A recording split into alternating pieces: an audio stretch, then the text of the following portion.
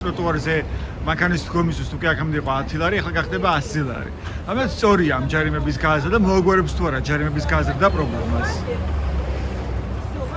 ძალიან გაჭირდება, იმიტომ რომ ხალხი ცოდოდ არჩევა.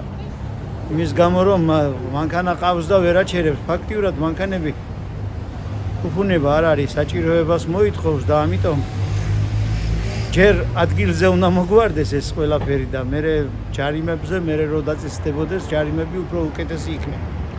ჯერ უნდა გადაწყდეს, სადმე უნდა გაკეთდეს რამენაირი პარკირება ქალაქში.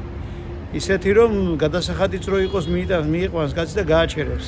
რატომ არ გაკეთდა ეს საპარკინგო ადგილები? რატომ ვერ ეწყობა ეს საპარკინგო სივრცეები? ძალიან რთული სათქმელი არის ჩემი მხრიდან, იმიტომ რომ ეს მე ვერ მოვაგვარებ და მაგრამ მოქალაქეები და უქირავთ მთავრობას რომ მოაგვარონ პრობლემები. კი და ამიტომ მოსაგვარებელი არის და უნდა მოგვარდეს. ვისი პასუხისგებლობის საკითხია ის რომ არ არის ამ დრომდე მოგვარებული? როგორ ხედავთ? ნუ პასუხისგებლობა რა თქმა უნდა ხელმძღვანელობა, რასაც ქვია მართველი ორგანო.